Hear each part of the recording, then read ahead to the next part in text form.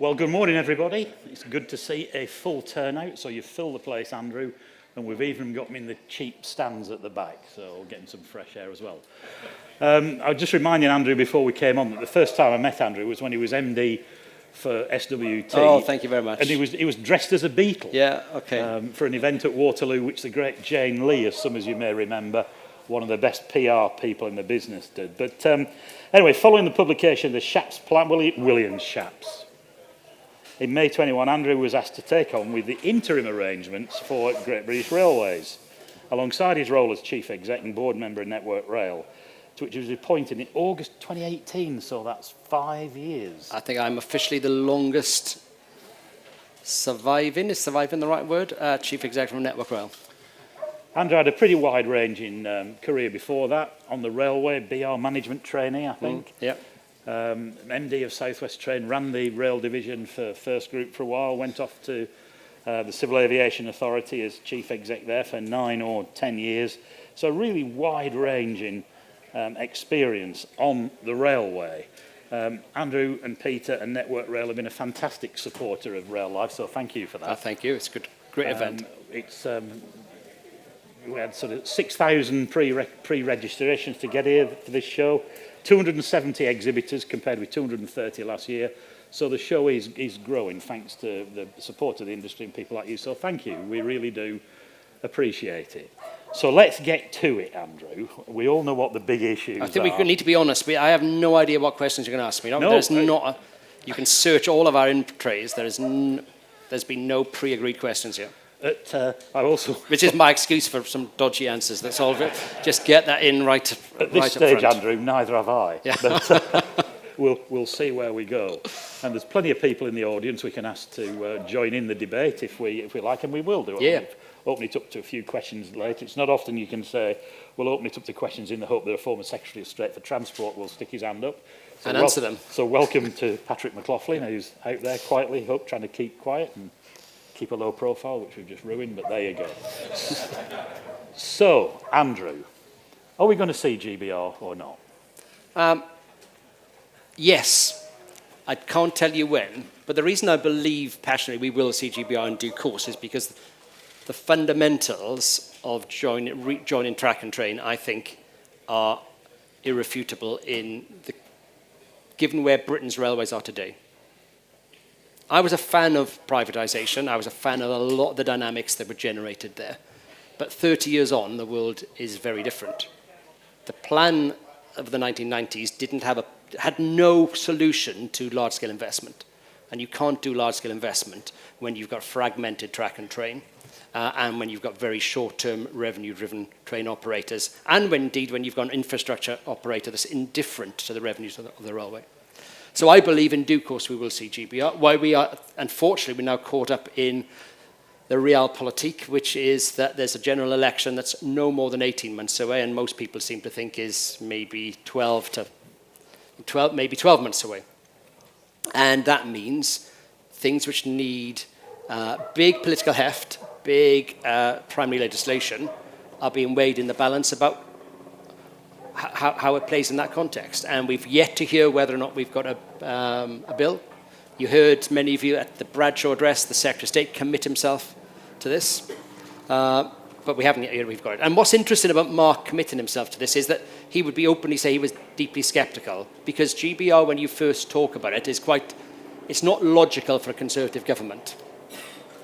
But he was persuaded, as indeed was his short-term predecessor, who was just there for a few weeks, as indeed was Grant Shapps before him, because when you lay out the facts and the alternatives, the true model of Great British Railways, which is not how some people have characterised it following Williams Shapps, actually is our best solution. But we are running out of time, aren't we? With the election coming, railways are never an election issue, so the railways are going to get pushed back in the agenda again. It's blatantly obvious that the Prime Minister has zero interest in rail. Does he ever go anywhere other than by helicopter?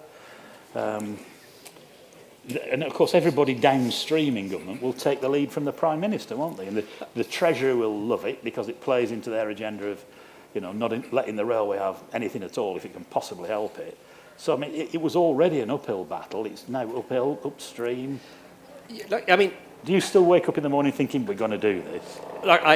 You have to do that because because the most important thing actually isn't the legislation in one sense. Where we're really running out of road is the state of the industry. What we've got at the moment now are operators who are effectively negotiating costs with the Department for Transport on a month-by-month basis. You've got nobody having revenue incentives to grow the railway. None of the core operators, other than the open access and freight players, have any incentivization to do that. And that's actually the biggest single problem we have to face. That's the road that I'm most worried about, that the way we run in today's railway is not sustainable, given we've got a deteriorating cost position compared to where we were pre-COVID, and the revenue position is not. We know the way you grow revenue is actually by a more attractive product that is better marketed and better sold, and people are not incentivized to do that at the moment. I mean, I had a private meeting with Harper the week before the Bradshaw lecture, where he was even more outspoken than he was at the lecture, and sort of scathing about the separation of revenue and costs. Yep. We all heard what he said in the speech, which went down very well. He seems sincere, and yet there's nothing happening. There's no change in the conversation from what I hear from TOC MDs. There's no progress at all on that profits and revenue and cost thing, which is at the heart of all of it. That is the biggest problem, as I see it. Well, let me be very direct and outspoken, because maybe I won't last 5 years and 1 month, but I think all parties, certainly the Department for Transport, actually the Treasury, agree that we should reinstigate some form of revenue incentive. The Treasury believe we should reinstigate revenue incentive, but the Treasury doesn't trust the railway to manage costs. And that's the fundamental issue.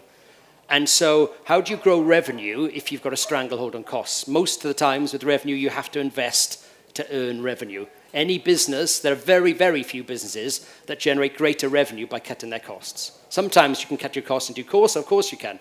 But normally there's an upfront cost to grow in revenue. And at the moment, I think there's this acute tension going on between officials. I don't think it's hit ministers particularly, where they all recognize it's bizarre and fundamentally wrong. In fact, I'm quoted as saying it's evil to have this split of cost and revenue.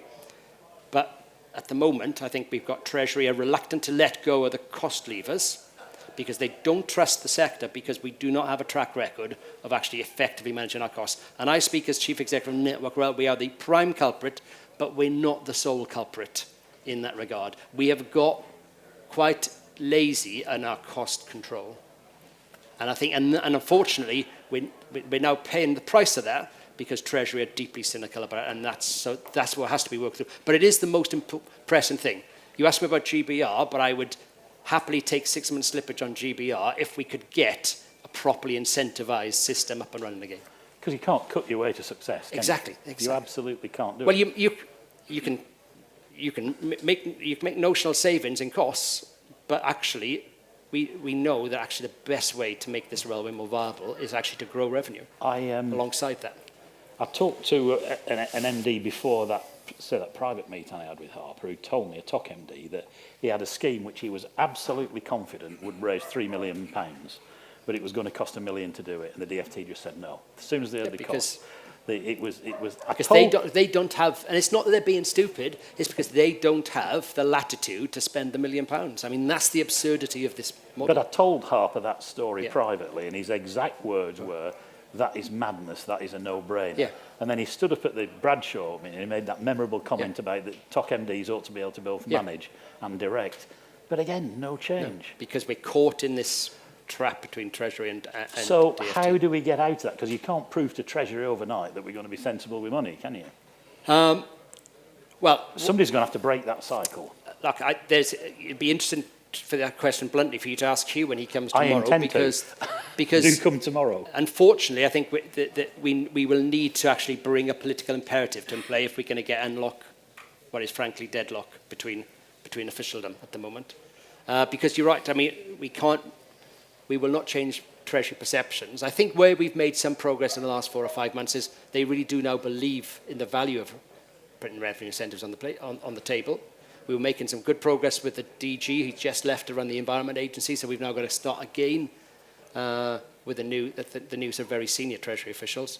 But we've just got to keep at that, gnaw away to say you need to grow, and the way to you can't grow if you have a stranglehold on cost. Of course, it's got to be sensible, and I'm not saying, by the way, that there aren't areas of the industry that has to prioritise cost cutting, because in some parts of the network, let's be honest, you will never grow your way to anything like a tolerable level. But we have got big, strong, healthy markets which are not being tapped into at the moment because of that. The leisure or discretionary market is booming. I mean, every weekend on Twitter, you will see pictures of rammed trains right around the country. And yet here, look around you, there's the Arterio fleet, which is stored almost wholesale behind us.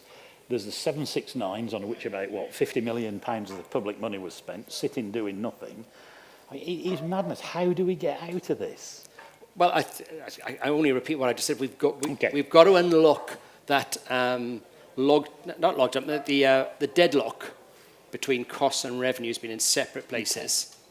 What about the business of the DfT micromanaging the railway?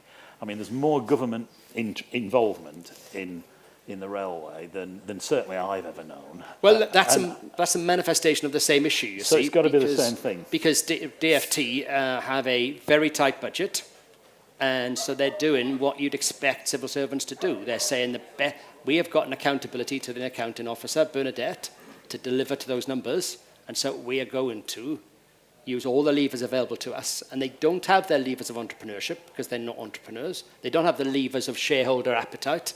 What they have are controls, and so they logically, rationally look to control. And I think, so you have to unlock that system. No point in blaming them for the process, because all the time you've got that split cost and revenue position, you're not going to change the behaviour. But there's some areas where it's not about money, isn't it? I remember in 2019 when Bernadette Kelly came here and spoke, and I had a conversation with her, and she was scathing about the fact that when she was DG at the colour of the trains. She said I spent weeks on whether some trains should have coffee cup holders in the seats or not. Yeah, the colour of the IET. I remember. I literally remember. I was sat there, and the two of you talking about just that issue. But I believe her. She was passionate about it. She said we should not be so deeply into the railway. Everybody seems to be saying the right thing, but forgive the expression, bugger all seems to be happening. It's for me. It's the irony of people talking about GBR being some sort of large centralised entity. I think frankly, over the last 5 or 6, 7 years, we've got that in any case. We've ended up, as franchising has become more risk averse, we've seen more and more controls. The ability to deploy freedom has actually become more and more limited, and that's why what we've proposed as part of GBR is a genuine enterprise model of partnering between track and train, where we see the value of the private sector. You have incentives that you share. We say, look, you should effectively be running the railway on 3 numbers, right? The net profitability or cost of the system, the net promoter score, and the average passenger lateness. And we say, look, you should, as far as possible, you should say those are the 3 primary measures by which you measure right the way across the system. And they incentivize shared working. They incentivize actually not wasting cost and growing revenue. They incentivize passenger satisfaction, and they incentivize reliability in the system, and not the gaming. Because all too often at the moment we've got a generation of people who have grown up knowing that the way you make money is by gaming the system. That's what I did when I was running train operators. You almost have to do it, and it's what people in Network Rail do as well. So this is not private sector good, public sector bad, but we have a whole generation who think that actually playing the system is the best way to earn money. You have to create those common incentives. And it's doable, but other people do it. Other railways around the world do it. TfL do it to a degree. It is doable. Now, I think the question that leaves, is the question that I remember Patrick raising with me just out there. It must have been in 2021 when I was talking about William Shaps just afterwards, and he said, and you probably remember what you said, but will ministers ever let go? And that is the unknown question. Now, we haven't yet had to test that, but what I would say is we've now on our 3rd Secretary of State who actually says they believe in the fundamentals, so we're going to have to put that to the test. Well, you're going to have to walk the walk as well as talk. Exactly. What about all the stuff that could be done without legislation? I notice Ian Stewart quoted me in the Commons the other day. The last day he talked, said, let's set up GBR in shadow form, as we did the SRA, because we're running out of time, and just get on with stuff, because you have got a team that could do passenger service contracts agreements. Legally, all the Secretary of State has to do, Patrick, I think, is sign it. Isn't that right? So why don't we do that? It's a bit more complicated than that, but we're doing a lot of work now. I'm simplifying and exaggerating to make the point. But we're doing a lot of work now on what are called non-legislative options, and you could go quite a long way down the road without legislation. But at the risk of sounding like a terribly cracked record, you've still got to unlock the Treasury issue, because unless you lock that Treasury issue, that new entity is not going to have the freedom to act. So that's the single biggest thing you have to do. You might generate some momentum with which maybe even the Treasury would get caught up. Yes, you might, but you've got to get there, and that's my point. And you've really got. I think the last thing the industry needs is a fig leaf that actually says we're building something, but actually it's not going to be able to do anything different. Because actually, as I said, I would rather we concentrate on getting the incentives back in place than a structure that can't actually shift the dial on anything for the sake of having it. Okay, I've been sworn to keep time, so we've got about 10 minutes left. So, anybody got any questions? There must be some. This is where everybody's embarrassed. I don't want to put my hand up first. There's a gentleman over there. He was right. The gentleman over there was the first, anyway. If you could say who you are and what your affiliation is, and please keep it a question and keep it short. Don't make a speech and then say, don't you agree, like they do in Parliament. That's Ben from Rail Forum before he said anything, thereby turning a speech into a question. So question, who you are, who you work for, and a short question, please. Hi there, my name's Gabriel. I'm doing a year in industry with Network Rail at the moment, and I work in the sustainability team. And my question is regarding incentives. For me, the biggest incentive to using the train would if it costs less than getting in my car. So in terms of reducing the price of rail travel, is there anything that can be done to make it more available to young people? Because for me, it's just not an affordable option at the moment, despite me wanting to take it. Well, look, where we've got part of the issue around fares reform is to be able to be much better at marketing empty seats. All right, that's the way you will do that. I was in France last week and I had a lash up with my car, and I ended up having to rebook, and I had to rebook ferries and book flights, and then cancel the flights and rebook another ferry. And what I found was, guess what? Every time I rebooked, it cost me more, because yield management meant that people weren't actually. The closer I got to the time, the value of those empty seats was going up because other seats had been filled. And as a key part of the fares reform, and we've seen the trials of it starting on LNER with single leg pricing. I think that is the single biggest thing that we can do to really grow revenue now, is to move to single leg pricing and have the agility to sell seats at their value and not at just a prescribed rate, which frankly just means people walk away. Now, the other thing, of course, we've got to do is get much better at marketing what the true fares are, because in many cases we actually leave advanced fares on the table because people are alienated by stories about headline fares. Okay, thank you. Where's the mic? We got Bill Free had his hands over here, and then to the gentleman over there. Hi, I'm Bill Free. I work for myself. The strategic business plans that have come out are showing a sort of overall 3% deterioration over the coming control period if the level of expenditure is what you have, and talking about 10 to 15 years to recover that. Is that inevitable? Or if you looked at other ways of doing things, maybe better access or something to avoid having to do that? Because it's a poor start to the next 20 years. Well, look, it's a real terms increase in money on CP6. It's 40-odd billion pounds. Sorry, it's 50-odd billion pounds now. So we should be careful again if we're trying to convince the Treasury of sounding cloth-eared about it's not much money. It involves in it about £3.5 billion of efficiencies that are still to be generated. And the third single biggest efficiency that was identified through rail reform was better, more productive access.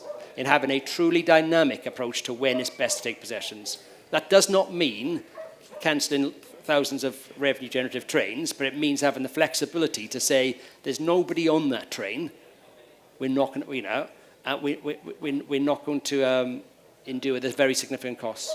I was out one of the last 2 bank holidays with an OLE team with Kelpray, and they were demonstrating to me that with 8 hours longer work, they could get double the productivity of the system. Some parts of the network, that is out of the question. It is out of the question. You're not going to do that on the West Coast Main Line. We don't shut the West Coast Main Line at all, apart from a Saturday night, Sunday morning. Nobody's talking about that. But there are parts of the network where it would make more economic sense to do that access more efficiently. And frankly, you could provide a Rolls-Royce for every passenger who's disadvantaged by it and still make it efficient. And that's the agility that you would get with closer working between track and train. You don't need it to be run by the same company. You just need the incentives around. That's why I said the net profit, system net profit incentive is so important, because operators and infrastructure would be incentivized to say, does it make more sense to run that train or run that engineering train? Not what does my contract tell me I can or can't do. It's how it's run that matters, not who owns it. Absolutely. Well, no, personally, I'm a believer in private-public partnership. I think there's a real benefit in that. Now, not everybody does, but the point is ownership of itself does nothing if there's incentives in the system don't drive the right behaviours. But we've never found the sweet spot, have we, between government, public and private? But we haven't changed the incentives. The regimes, I can bore forever on this. I was a junior kid in the privatisation policy unit of BR, a privatisation. The regimes we use to incentivise at the moment, Schedule 4 and Schedule 8, were designed in 1993. They have not changed materially in the last 30 years. And the railway is radically different now. We're a much safer railway, which means access is less efficient. We have a busier railway, even now post-COVID, than we were then. All of those things mean those dynamics should have been shifted a long time ago, and it's one of the reasons why whole system incentives are so important from my perspective. But we also had some fairly silly franchises, didn't we? Like East Coast, 10% growth each year. That was never ever going to work. So it was right. I think there's a gentleman over here. Who are you, sir, and what's your affiliation? Alex Binder, Network Rail. Andrew, you talked about the state of the industry as being your biggest concern, and the tension between industry and Treasury in terms of cost management. What's the role of the industry and Network Rail, irrespective of whether it's NR or GBR, in the immediate term to break that logjam and to demonstrate, whether that's with a proposal or a set of proposals that says, look, if you give us these levers of control, this is what we propose, and this is how we can manage that issue in the short term? It's a really good question, Alex, and that's exactly what we're doing. We're saying this is what you leave on the table if you abandon a reform agenda. And what we've got to do is just be more and more compelling around that. And I had a very honest conversation with Hugh about that on Monday, and Hugh recognises that that's going to have to be a political conversation now as much as an official confrontation, because Treasury officials at the moment, they like the mechanism. They like the idea of having their hands on things. So we're going to have to use those examples to drive political support. And look, we as Network Rail have got to... I both love and hate coming to Rail Live. I love what I see, and I hate what I hear, which is about how we as Network Rail still obstruct innovation. So I come despite the fact that, or maybe I'm a masochist, I don't know, that despite all my efforts and those of many other people, we are still too slow, and yet we then moan about not having enough money. We leave money on the table by not being sufficiently accepting of innovation. So that is one of the things that we all, as Network Rail employees, should be taken absolutely seriously. And look, the ultimate responsibility for that lies with me. I'm not. Have we got a question at the back there? Okay, yeah, we just before you start, sir, we've about 5 minutes left. Has anybody else got a burning question you want to? I'll take 3, and then Andrew can take them. So be ready, then we'll come to you, and then you. So if you could keep it snappy, please. Yeah, so Danny Aesthorpe, Head of Engineering Strategy at Siemens Electrification. Just picking up on your last point, really, Andrew, about unlocking innovation. Is there a desire, or do we see a shift towards more output-based specification Okay, great. of projects. Denmark's a really good example where they've got a rolling Okay, electrification fine. program. I think Andrew's got that. Can you take the microphone to the lady in the corner there? And we'll try and remember that. Yeah, output-based specification. So Emma Roberts, Affinity, Change. We've worked with GBR, Network Rail, 25 years, and mine's about innovation too. We spend a lot of time joining the dots internally, but the narrative at the moment is we'll sit back and wait. We'll wait to see what GBR is going to do. Yeah. We'll wait to see what Wait CP7 and really see. lands. We'll wait and see. And how do we get past that? How do we keep the momentum going? And how do we make people a bit more It's a bit like passionate? my point earlier. Okay, got it. And was it the gentleman at the front here? If you would, quickly, they're related anyway, aren't they? Yeah, Toby Radcliffe, West Midlands Rail Executive. There's been some talk about decision-making within the new GBR structure. How can we ensure that that decision-making is actually being taken at the most appropriate, lowest possible level? Right, so okay. Start with the chap at the Output specification, absolutely. I mean, I've sent people over to Denmark to see what's happened in Denmark. Actually, electrification is one of the areas I'm proudest of us having made significant inroads into our specification. If you look at things we've done like span length, if you look at things like voltage controlled clearance, if you look at power distribution, that's the area that we've really got a team that I think are hungry to drive that. And actually we're having to go through a lot of tension internally to say, do we want to take a bit more risk on asset performance in the interests of actually an affordable step change in decarbonisation? And we've got a really good dynamic going on that. So absolutely, you're right, all too often I hear of things where we specified specific inputs. Your point, Emma, about not wait for GBR was why I was saying about the incentives now. It would be criminal for us to say, let's wait around for GBR. I would forget about GBR if we could sort other things. And the danger for all of us is that we've learned to be passive, waiting for other people to dictate our destiny for us. I hope you're not getting that from Network Rail, because you should not be, because we will only, CP7 is challenging, but we'll only hit the efficiencies of that if we hit the ground running. We've got less than a year to be ready for that. We can't afford to waste a moment in picking up on that point. And to the point about GBR, and Keith Williams would talk about this very passionately, it has to be devolved. You know, the first thing I did when I became Chief Executive of Network Rail was devolve to strong regional MDs who've got full accountability, capital delivery, technology, operations, maintenance.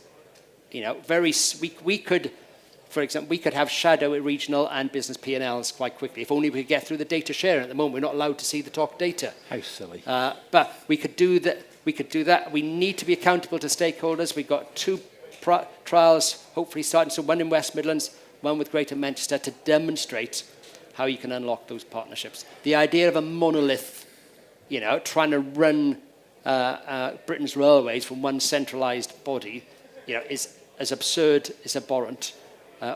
We've moved in an area of deep, and frankly, I also say it's the single biggest way of getting out of this treasury bind, because at the moment, the centralisation of decision-making actually plays very much to that treasury control. Yeah. Okay, and we're right on time there, so thank Andrew. Stay where you are a minute. Just bear with me before you go. I just want to do a little quick video pan of you lot to show how you're all here. So give us all a wave now as you come on. Give us a wave, you lot. That's it. Show you we've got a definite full house for the Chief Exec and Network Rail. Absolutely brilliant. Thank you, Andrew. Thank you. And if any of you here tomorrow, you've got the top man. I've got Peter Hendy in the morning and Hugh Merriman as well. So I'll probably end up asking exactly the same question. And so will you. But thanks ever so much. And cheers. Sorry for the ones at the back that got a bit of a rain on, though I saw Ellie beetled it out of the rain pretty quick when it started. So thanks very much. Enjoy the show.